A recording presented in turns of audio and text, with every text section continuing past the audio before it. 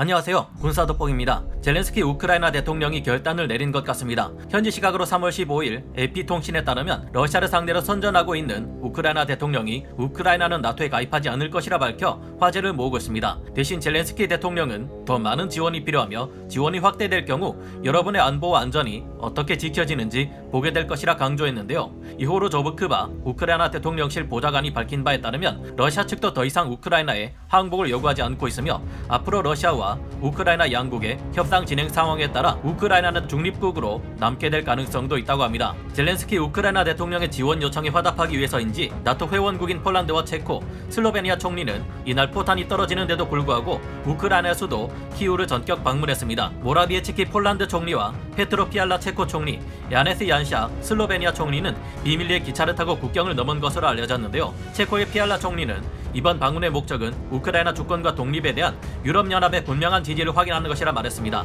이 같은 상황을 보아 운이 좋다면 러시아와 우크라이나 전쟁이 머지않아 순조롭게 끝나고 양국 모두 전쟁의 상처를 딛고 재건 활동에 들어갈지도 모릅니다. 하지만 아직 이와 같은 판단을 내리기에는 너무 위험한 상태입니다. 나토 회원국들의 우크라이나 지지와 지원을 러시아가 어떻게 해석하느냐에 따라 협상이 결렬될 가능성도 있기 때문인데요. 나토 세계 회원국의 이 같은 행보는 동유럽 국가들의 우크라이나 물밑 지원을 참전으로 간주하고 대응하겠다는 러시아의 경고 직후에 나온 것이어서 러시아의 강력한 반발이 예상됩니다. 앞서 지난 13일 로이터 통신과 AFP 등의 외신들이 보도한 바에 따르면 러시아군은 개전 이후 처음으로 우크라이나 서부의 르비우 인근 야보리우 기지에 수십 발의 미사일 공격과 공습을 가했는데요. 이 공습으로 35명이 숨지고 130명 이상이 부상을 당한 것으로 전해졌습니다. 폴란드와 접경지대에 있는 이곳은 평화유지안보국제센터로 미국과 캐나다 등 외국 군사 고문이 우크라이나 군을 훈련시키는 곳이며 우크라이나 군과 나토 동맹국들이 연합 군사 훈련을 벌이는 중심지이기도 하기에 그 충격이 대단했습니다.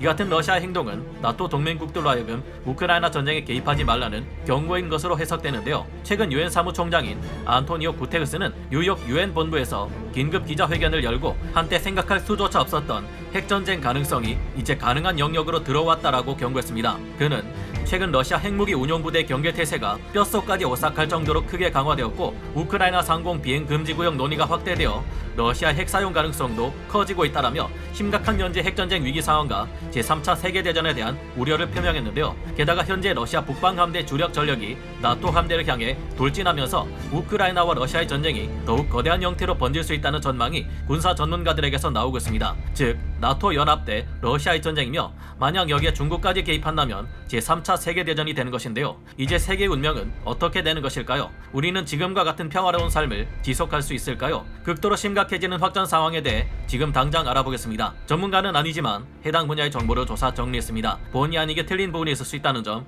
양해해 주시면 감사하겠습니다. 러시아군의 심각한 핵무기 준비 정황.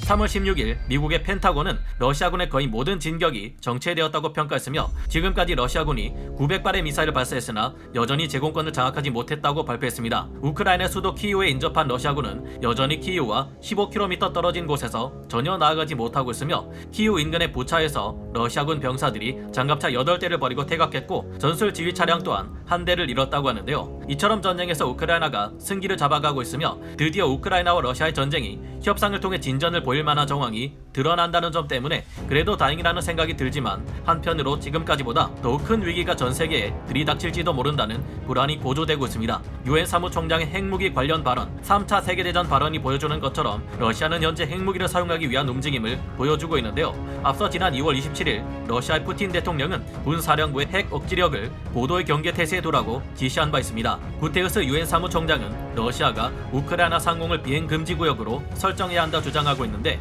이 또한 핵 충돌 가능성을 높일 수 있다며 반대 의사를 나타냈습니다. 현재 러시아는 우크라이나 상공을 항공 통제하고 있으며 만약 이곳이 비행 금지 구역으로 설정될 경우 이 영공을 침범해 날아오는 나토 소속 항공기가 있을 경우 곧바로 이는 나토 연합과 러시아의 전쟁, 이어서 제3차 세계대전으로 번질 가능성이 큽니다. 더구나 당초 계획과는 달리 3주간의 전쟁 지속으로 인해 재래식 폭탄과 미사일, 탄약 등이 크게 부족한 상황이라 이들에게 남은 것이라면 핵무기밖에 없으니 더욱 경계하지 않을 수 없습니다. 역대 최대 훈련을 진행하는 나토 연합 함대 내 러시아 항모킬러 전단의 대치로 인한 전쟁 가능성, 굳이 러시아가 핵무기를 사용하지 않더라도 이 전쟁이 크게 확전될 위험은 바다에서 조성되고 있습니다. 러시아가 북해 함대의 최강급 주력 함정을 내보내 나토 함대와 대치하기 시작했는데요. 파이낸셜 타임즈의 보도에 따르면 현지 시각 3월 10일부터 스칸디나비아 반도에서 나토 소속의 35,000명 이상의 대병력이 냉전 이후 나토가 실시하는 최대 규모의 훈련인 콜드 리스폰스를 진행했는데요. 북유럽 전역에 걸쳐 진행되는 이 대규모 나토 연합 훈련에는 영국의 퀸 엘리자베스급 항공모함의 2번 함인 프린스 오브 웨일즈 전단, 프랑스의 미스트랄급 강습 상륙함 전단이 합쳐져 현재 노르웨이 앞바다로 향하고 있는 것으로 알려졌습니다. 러시아는 우크라이나 전쟁이 진행 중인 상황에서 북유럽 전역에 걸쳐 대규모로 실시되는 나토 연합 훈련에 대해 여러 번 중단을 요구하며 이를 비난했습니다. 그리고 현지 시각으로 3월 15일 오전 노르웨이 해군에서는 나토 훈련 내역으로 빠르게 달려오고 있는 두 척의 러시아 대형 전투함을 발견했습니다. 한 척은 러시아 최강의 전투함으로 알려진 키프로급 원자력 순양함 4번 함인 표트르 벨리키함이었고, 다른 한 척은 우달로이급 구축함인 세베로모르스크함이었는데요. 만재 배수량 28,000톤의 표트르 벨리키함은 어마어마한 위력과 550km에서 625km의 사정거리를 가진 일명 쉽렉 P700 그라니트 대한미사일 발사대를 20셀 가지고 있는데요. 이 P700 그라니트는 사거리를 450km로 희생하는 대신 1톤짜리 탄두를 싣거나 350kton짜리 핵탄두를 탑재해 적의 함대 전체를 날려버릴 수도 있는 미친 물건입니다. 대공 미사일 또한 장거리용인 S-300F 해상형 96발을 탑재하고 있고, 그 외 매우 강력한 대함, 대잠, 대공 무장을 탑재하고 있는데요.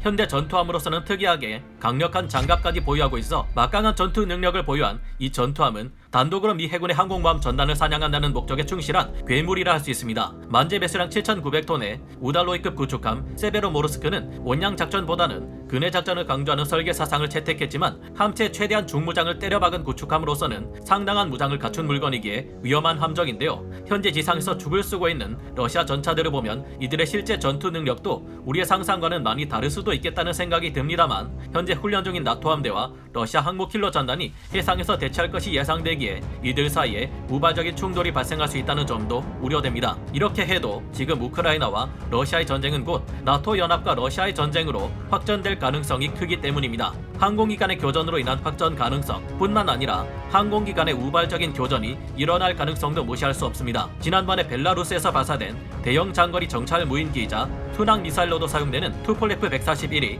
우크라이나는 물론 나토 회원국인 폴란드와 슬로바키아, 루마니아를 지나 1000km 가까이 떨어져 있는 크로아티아의 수도인 자그레브 광장에 떨어졌는데요. 당시 옆에는 대학교 건물도 있었는데 운 좋게 아무도 다치지 않았습니다. 다만 이때 나토 회원국인 4개국은 모두 이 투폴레프 141을 탐지하지 못했다는 것에 큰 충격을 받았고 방공망을 강화할 필요성을 크게 느꼈는데요. 다행히 이 당시 투폴레프 141이 뭔가를 공격하기 위해 발사된 것은 아니고 실수로 날아가게 된 것이라 밝혀졌지만, 이런 실수로도 나토 회원국을 러시아가 건드릴 경우 세계 대전으로 번질 수 있는데 이에 대한 내용은 이후 좀 더 자세히 다뤄보겠습니다. 그리고 이 직후 나토가 즉각적인 방공 능력 강화 조치 차원에서 흑해 연안의 불가리아에 네덜란드 공군 소속의 F-35 전투기 8대와 운용 요원 200여 명을 배치했습니다. 이들은 3월 둘째 주부터 6월 24일까지 장기간 배치되어 우크라이나 주변 나토 회원국의 영공을 지키게 되는데요. 불가리아에는 이미 스페인 공군의 유로파이터 타이푼 전투기 8대가 전진 배치되어 있는 상태인데, 불가리아 정부는 당초 4월 5일로 예정되어 있던 스페인 전투기 전진 배치 일정을 열흘 연장시켰습니다. 그리고 이번 불가리아 F-35 전진 배치 결정으로 나토 측은 흑해 서부까지 초계를 담당하게 될 것 같은데요. 나토에서는 이전에 에스토니아와 라트비아에 F-15, F-16, F-35 전투기를 배치하고 폴란드와 루마니아에 F-35와 유로파이터 타이푼, F-16 전투기를 전진 배치해 놓은 상태입니다. 미국 또한 일찌감치 동유럽에 F-35 전투기 8대와 AH-64 아파치 공격 헬기 32대를 추가 배치할 예정이라고 현지 시각 2월 23일 밝힌 바 있는데요. 핀란드는 중립국이지만 94억 달러 규모의 예산을 들여 64대 F-35A 블록 4 전투기를 구매했는데, 이들은 러시아의 중심인 모스크바를 타격할 수 있는 지정학적 위치에 있기 때문에 나토에 가입하게 될 경우 러시아에게서 치명적인 위험이 될 수 있습니다. 이처럼 나토 측에 수많은 전투기들이 전투 초계를 돌고 있는 상황인데, 러시아가 고의적으로 나토 회원국들의 영공을 침범하거나 미사일을 발사하지 않아도 현재 전쟁 중이기에 실수로 이곳에 한 대 항공이나 무인기, 단 한 발의 미사일이라도 날아갈 수 있다는 점이 큰일입니다. 그렇게 되면 바로 나토 연합과 러시아의 전쟁이 자동으로 시작되니까요.